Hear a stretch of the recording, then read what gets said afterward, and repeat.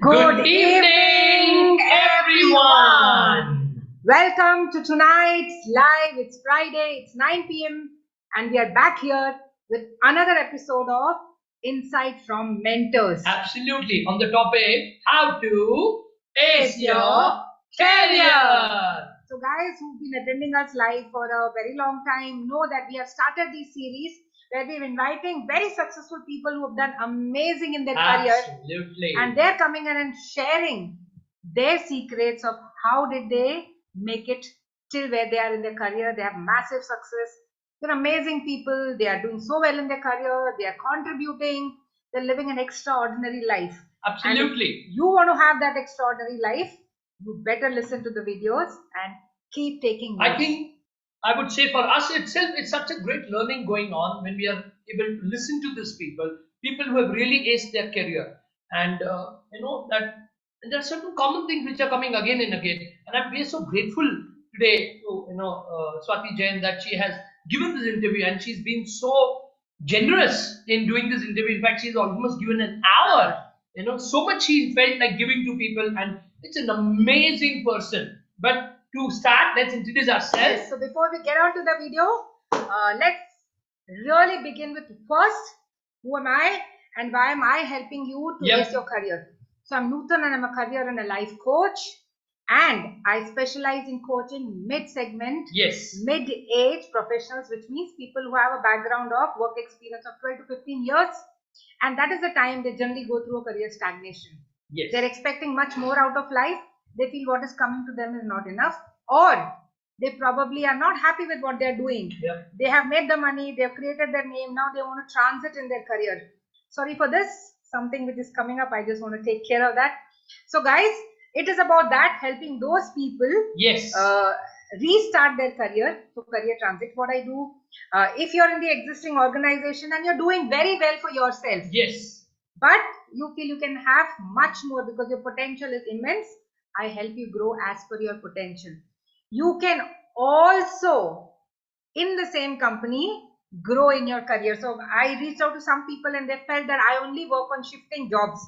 No, I help you ace your career, whether you want to do it in the same company, different city, different country, doesn't really matter. Absolutely. As long as you're growing in your career. No matter what age you are, no matter what position you are, we can produce a result. And don't worry, you're looking good. So don't worry about that. You're looking good. See, that's being a woman, right? You're looking good. So an audience like you, how you look and what you say. So that doesn't matter. As far as I'm concerned, I'm Dheeraj Bhatkar, and I'm a life coach, career coach, I'm a business coach, and also a spiritual coach. So we are here on a mission to serve people. We are here on a mission to help people to ace your career, because we've realized at that age of 35, 40, people tend to get stuck, and they get stuck very badly. And that's why that creates a lot of unhappiness in that life. We thought, how can we help them? And that's why we've done this live session, which is absolutely free, without selling, without expecting anything. People always feel that abhi kuch denge. Like I recently, somebody commented me, it's been almost 7-8 months, you've not sold anything. I said, we've not come here to sell anything, we've come here to give, we've come here to serve. So today interview also is of a really great person who's done so well for herself, not only in work but various aspects of life. So I'm sure everybody's waiting, so let's go there. Now, depending, it's a complete 1 hour kind of thing. We were thinking that why not we break up into 2 parts, so that today half an hour we can give the interview and balance 30 minutes we can do for the next week, so that you can maintain your notes and you can go back, go through it, and we can go. That's what we are thinking. If that's okay with everyone, so let's do that. Okay. So thank you very much, Shruta, Dipesh, Shankari, for joining us, Kshitija, and I'm sure that we're really going to enjoy this entire session. I've heard it for the second time and I'm still gathering notes. So if you want to do that, then better sit here with your paper and pen. Yes. If you're ready, then let's go. So can I have a yes from you if you're ready? Everybody is yes there. Let me listen to you or hear your comments. Are you ready? So here we are. So welcome for this session on Ace Your Career. from here. The first question. So people generally believe if you have a great family background, as a child, what environment you were groomed in, that really decides your career. What's your take on that? So I do believe that is always a plus point. Yeah. I have felt like as I was growing up. So for me, I feel my background was just ideal. Like my father, a professor, but and my mom a housewife, but his overall educated. Ours was an educated family. Yes. So there was a lot of push on education. Again, the means were enough, but the means were not so much enough that today, today's generation and the kind of difficulties like today's parents have, that children have too much of everything. Right. So True. it was neither that. So I think a very self-contained, focused environment that I grew up in, and that really determined my personality. So even today when we have a lot, then also we are very focused towards what we want to do, and we are not sort of lured by the things around or right. So I would say that the whole background, upbringing, environment does affect to some extent. Having said that, that's a plus. It doesn't mean that's a necessity. Correct. Wow. I think what is most important, see, if we look at a person, there are various aspects. Like the school that the individual goes to. I think that's a lot. I studied in a convent, convent girls school in Jaipur. Okay. So I did in St. Edna Sophia School, Jaipur, and it was a school run by Christian missionaries. Focus on value education. Yes. I do believe that has made a great impact. In fact, all of our friends are doing extremely well. Wow. In their respective fields. So I think that is something. And when we used to go for inter-school competitions and all, like our principal used to say that wherever you guys go, any of us from our school, that people say there's something different about this set of upbringing from a school perspective. Yes. So I believe that one is your school plays a role. If you have some sort of guidance, mentorship, education in your family, that's a plus. I would not say that people who do not have it will not, because ultimately these are all the ancillary factors which have the kind of school you go to, the kind of family background that you have, the kind of friend circle that you have. Yes. Right? That is also very, very important, and that determines your career in a very, very big way. That's an amazing point you brought in. I would really want you to elaborate a little how important it is to choose the right friend at any stage of life. Yeah, absolutely. I think I believe that God gives you like your parents, right? Yes. Choose them.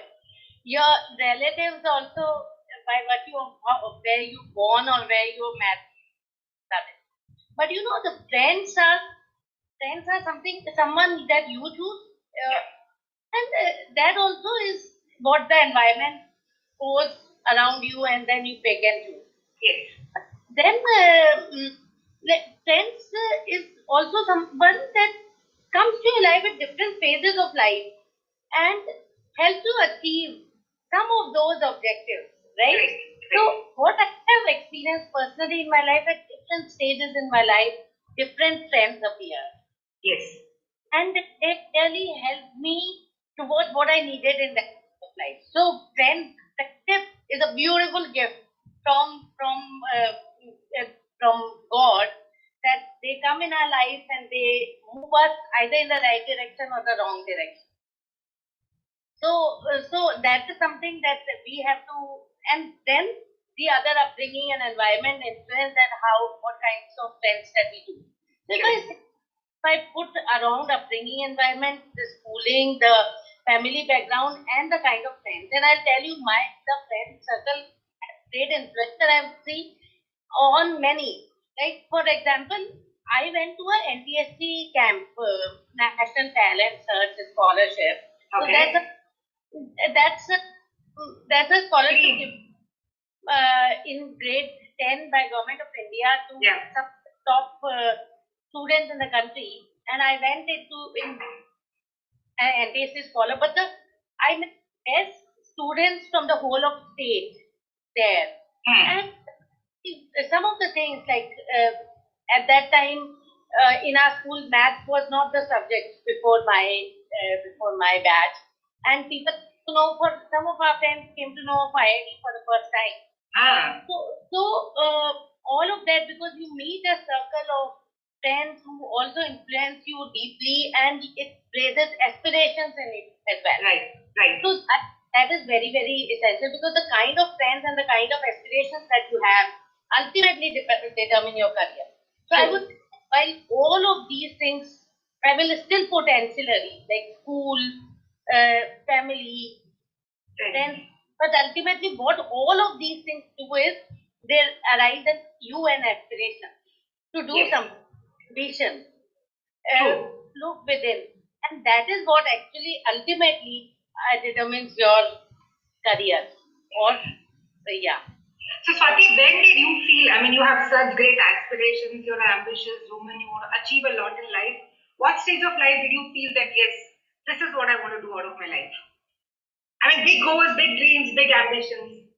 Understanding of that. No, absolutely. That's a great question, Nutan. And it just makes me think that at stage I think it was, see, I was a good student all through. I got Science Talent Scholarship from my state, National Talent Scholarship given by the national government. I had also a great set of friend circle, in the sense who were high achievers. I think my first aspiration that I have to do good in life. So I was doing well, but began with, I would say that it was challenged. As a woman, I'll tell you, I went in a inter-school quiz competition in where we had four teams participating. Three were from all boys schools. Okay. All girls schools. Okay. And we came last. And the competition was in a boys school. Okay. And so when the quiz was, our team was in the last, right? We the lowest marks, and then finally also we managed to answer a few questions, but ultimately we came. Oh my!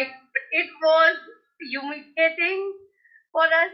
Means both as girls and individuals, right? Because one is we are all boys school, that all boys challenging us in the three other teams, and there are many known people also in the crowd. It is not that nobody knows you because you are a part of the same city and all.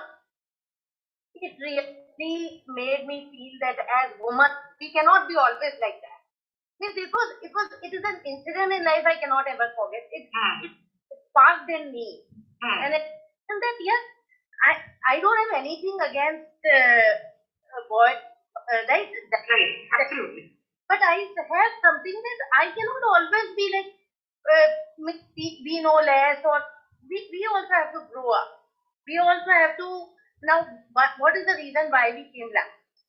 Are we not enough knowledge? Right? So that's something that sparked me, that I have to I have to lead in this world. Not just following in this world. I have to lead in this world, and I have to develop myself and my faculties so much that I am able to be at par with others and somewhere go ahead as well. Wow, that was which standard? That was 11th standard. That was standard. You decided you were going to be a leader and not a follower. Wow. No, absolutely. And these are these challenging instances which which really, if I really think that when is it that fire is doing me that I have to have a great career well in life. It's when I fail, not when I won. Right. When you win, then you have a set pride. When you lose, then you really introspect and see and have that fire. Which again is a very beautiful point that you raised, that some people when they feel they give up, and some people when they fail, they introspect. And the people who introspect are the people who grow because now they know what they need to work on. If you don't do that, you can just define yourself as a loser and not achieve anything in life. But it's amazing at such a young age. So aspirations do start at a very early age. It's not that you can define your career when you really started working. It can absolutely happen as a school kid. So that's really amazing. So the educational background or the field that you chose, this choice was based on what? Whether it was influence of peers, parents, or some pressure from the surrounding, or what was trending? What did you choose, and based on what did you choose that? Nutan, just one sec. Are you finding any disturbance in the video or audio? Audio, yes. The voice, if you move away. Or did you choose the field of education?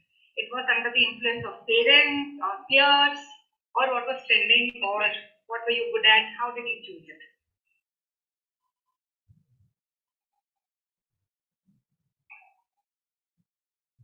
Yes. Right.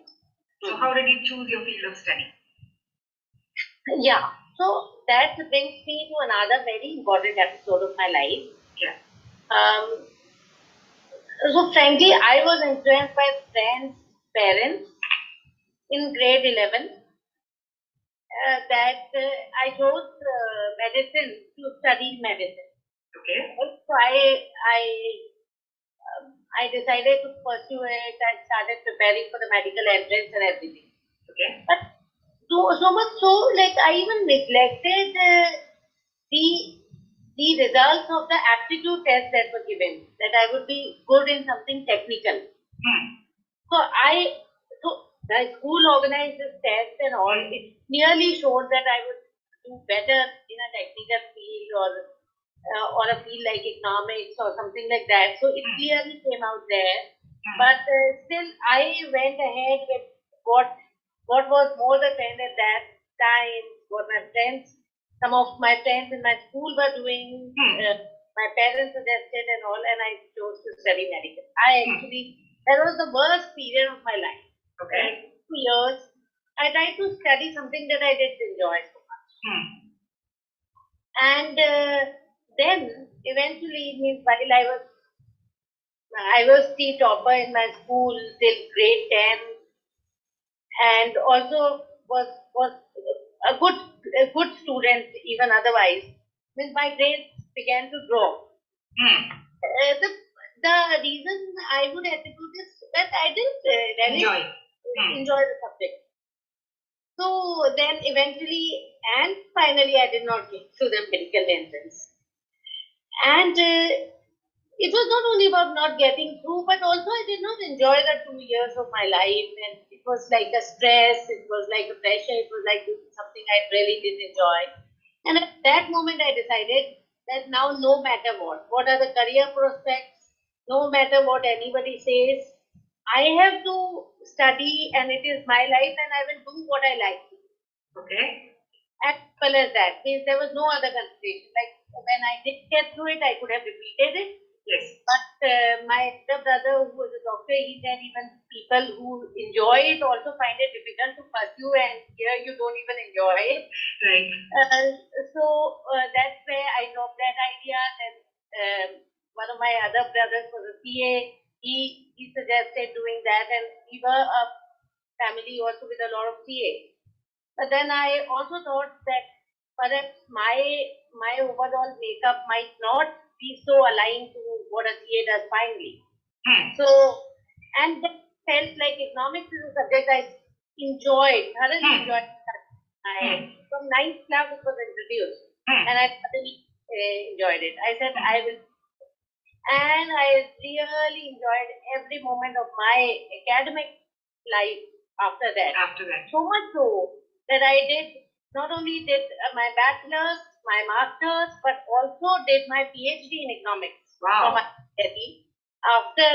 Even after my marriage, while doing a full-time job with Ernst & Young, while bearing my first child, I also managed to do my PhD, and I think it's all because you really love the subject that you are working on.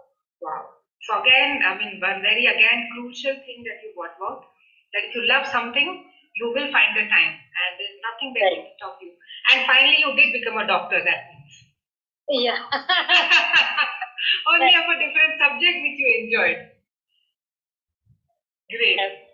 So how has this journey been of your career? It's 20 plus years of work life. Right. From where you started to where you are, how it has happened, what were some of the specific incidents which changed your career or brought in some new lights, if you could share your insights. Right. I think that way, my career journey, I've been pretty blessed. I've had a very enriching career. Okay. Which made me automatically learn as I progressed in different areas and related as well as then branching out. So, if I were to talk about some of the highlights of my career, like when I began with a startup.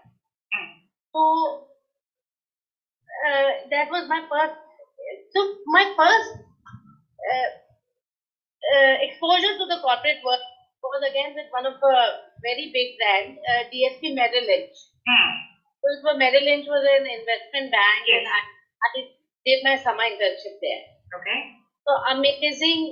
The North India head, I used to go in the Delhi office, and the North India head directly mentored me, and it was a 3 months intense internship, and in that internship, I used to make my report till 4 a.m. in the morning. My God, I can't believe this.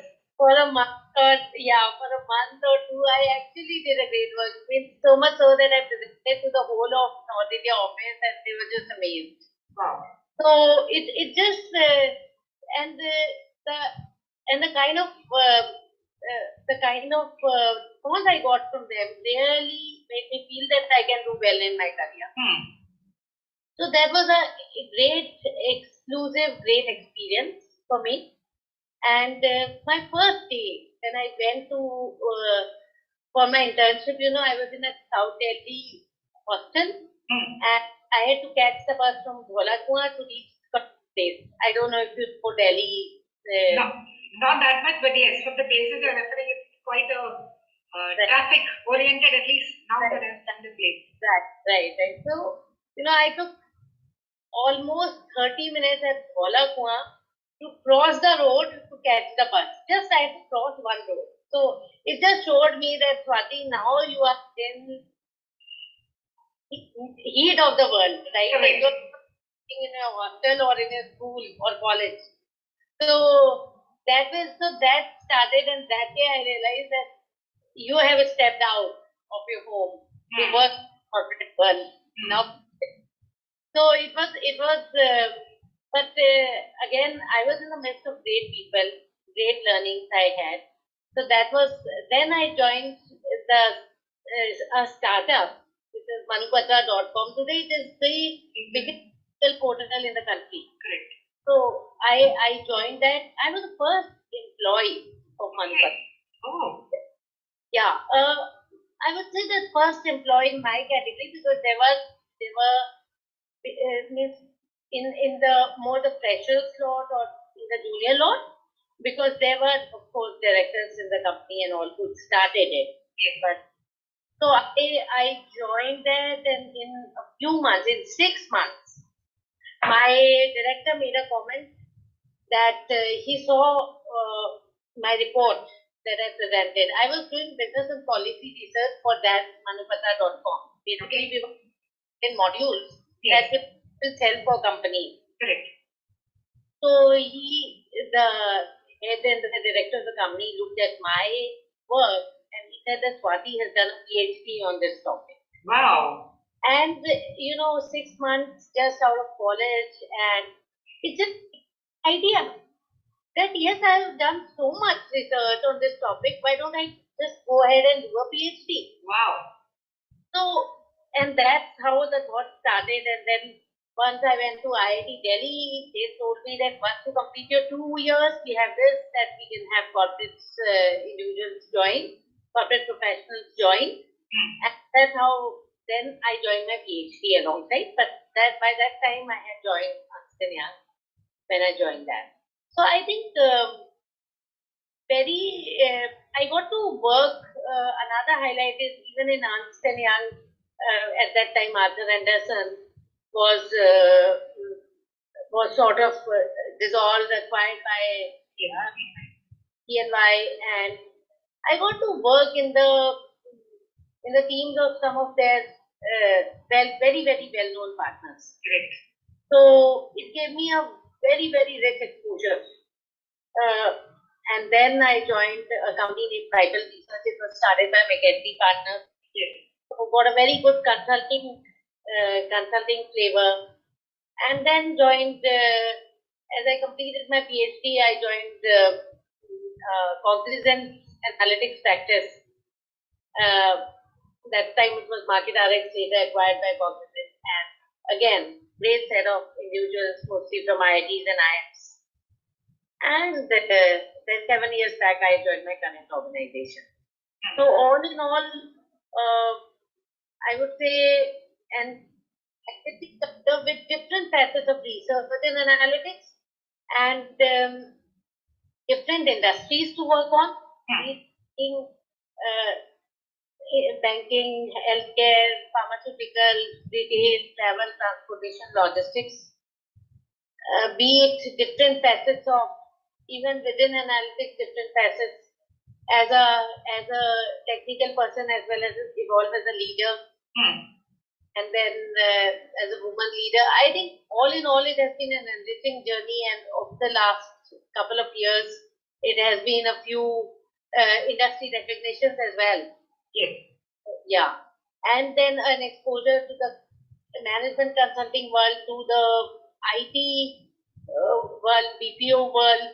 So all of these via Cognizant or via EXL or via Vital Research, Ernst & Young, Big Fours. So all of those exposures as well. Great. So from economics to moving into these consulting firms to going to a company which is processing good knowing in the IT industry, and then how do you move and make these shifts and still be sane and still manage everything else in life? I think, see, ultimately I'll tell you, and that brings to a very, very important point of one's career. Yes. So when I look at individuals, what you need, all of these are outside things. Of course, you should know the technicalities, right? If one is a CA, one should be either more have expertise in the auditing part of it or a tax part of it, right? So either this, if you're an analytics professional, you should have expertise on some of the modeling techniques and some of the language, right? All of this is there, but then many people have it. Yes. But how do you grow in your career? Correct. For growing, the ingredients or the key things that are required, whether we call it recipes or even before that, the factors in the mud, whatever is required. Yes. I think it is much to do with again the whole attitude along with the aptitude, right? Yes. The soft skills also, in addition to the hard. So hard talked about the technicalities, whatever is involved. So, you should have good communication, clarity of thought process, decision-making abilities. You should have good networking and relationship skills. Absolutely correct. All of these things make you adjust to any new environment very, very well. And then above all, a learning mindset. Yes. So All of these things these are all in addition to some of the basics. Correct. With hard work, focus, perseverance. Right? Right. I would say, assuming that I had these basics, some of these things of relationship building, the learning spirit, the in some of these areas actually helped me to navigate and to establish myself in newer roles, in newer industries, and in newer environments. So while we are adding the functional knowledge that's from the education, like you did your PhD, the degree course that you took, that is one aspect of life which helps you build knowledge. But I believe that along with the knowledge that you have, if you're not working on yourself and developing these skills which you just mentioned, how you do it, we all can take choices. But if you've not really improved as a person, it's very difficult to really progress in your career. How did you inculcate these things alongside when you were doing this? Did you take up something specific? You learned on the job? How did you manage it? I think that's a lovely question. Should we stop this here? Also, I would just. Yay, guys! I'm really sorry. I know it is going very interesting, but we thought time is a real constraint for a lot of people. They want that, it can. So we can go the same continue with next Friday, 9 p.m. on such a great interview. I'm sure there was a lot of learning. So guys, before we conclude, I think we should really look into the entire 30 minutes and say, what did we learn? So as for me, I would like to reiterate all what I took back in this first half an hour. Yep. First, people really start aspiring at a very young age. Yes. So right from a school life, you decide what you want to become, what you want to do out of life. It starts from there. Yes. And when you do that, you may not land up at the right place. It doesn't really matter. Like she mentioned, she started where she wanted to become a doctor. But it was okay. She didn't enjoy it. She was very clear after 2 years that this is not my cup of tea. I'll go with what I believe in. Yep. And it was not an easy decision, but she chose to stuck by it. And what an amazing journey. Absolutely. She ultimately became a doctor, but a doctor of a different subject. She did a PhD economics, and that too when she's working in a consulting firm like EY. We all know it's very, very taxing work environment where people are giving in their best. She also had a child and she was doing her PhD. Yes. So nothing comes free of cost. You really have to put in your best if you want to ace in your career. Alongside some beautiful things that she mentioned was, if you want to grow in your career, all people are educated. All people are learning around the job. They're developing their expertise. But what is that different in you? What are you bringing to the table will decide whether you lead ahead or not. Absolutely so true. She wanted to be very clear that she wanted to lead, and that's what she decided to do. She also said that aptitude is fine, but more important is attitude. What attitude you bring to the table decides whether you grow in life or not. And soft skills like decision making skills, very crucial. How good are you in communication? One even more important thing, we talk about peers or friends. Yes. Choosing the right set of friends will take you to the right place. So such amazing insights for me. I'm sure you would have taken similar or more different from there. Whatever insights you had, please put it in the comment section so others can read and listen to the video as well. True. And we'll continue this journey along with Swati next Friday at 9 p.m. Because I know it's an amazing thing and I don't want you to miss any bit of it. Absolutely. So see you next Friday 9 p.m. on How to Ace Your Career. Bye. Good night. God bless. Have a great, lovely weekend.